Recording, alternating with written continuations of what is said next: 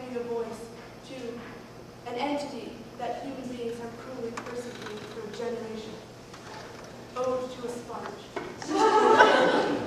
Here I sit in my dark, claustrophobic, disgusting little hovel, forgotten, unnoticed as usual. Here where the slime and the mold and the mildew flourish. So many germs I can see them multiplying, feel them closing around me, suffocating in their opulence. I am parched, but I am not sure if I prefer a drink to torturous thirst, for drinks are never free from suffering. Totally unappreciated, I lie here a misused slave, oppressed by thirst and immovable.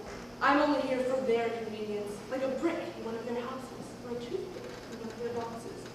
All for them. That's all they think about. That's all they care about. They're all they think exists. I am for them. More brown now than pink, and shriveled and distorted in shape and texture. Sometimes I am so dry that I am sure I will crack, but it is always at these moments that they come along and give me a drink.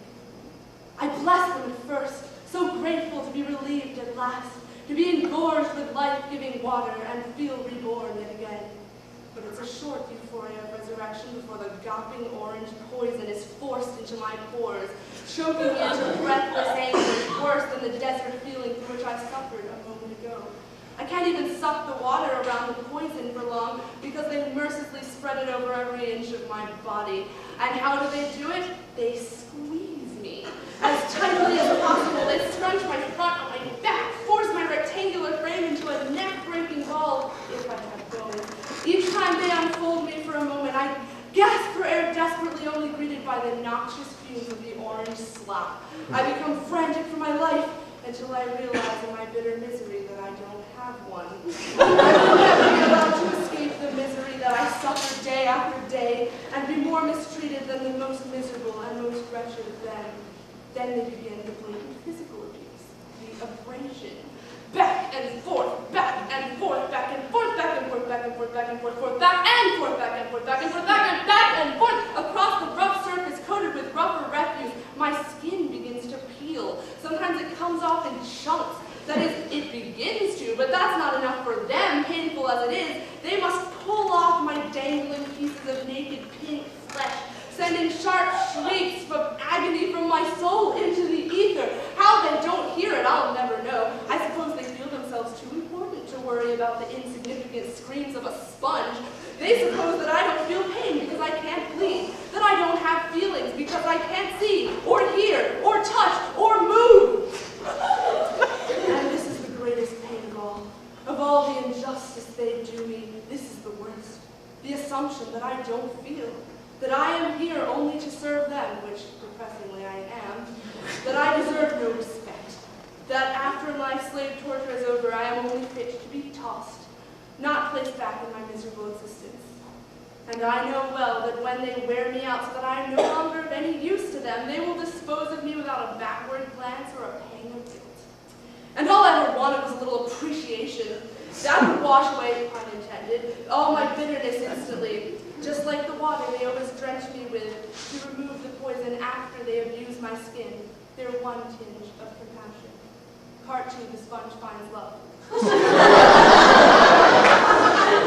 has happened. They abused me one time too many and saw fit to abandon me to the deep pit of odoriferous doom. If germs suffocated me in my jail, they dress my every pore now. Such stink, I never would have thought it possible. And the slime I am now covered with, and darkness. I have never experienced such darkness. I suppose this is what they call hell, though they say it is more miserable than life, and my life was more miserable than any of theirs.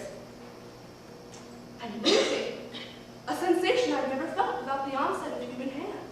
And falling, falling, falling, covered with more and more muck, suffocated. Bumping, bumping, moving and bumping, moving and bumping. And then I sense it. And then I feel it. And then I see it. Oh, I have never seen before. Actually, I haven't. So beautiful. Yellow. Hey, yellow.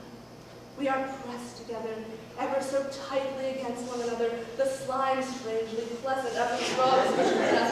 The friction much gentler than that imposed by them. It seems to glide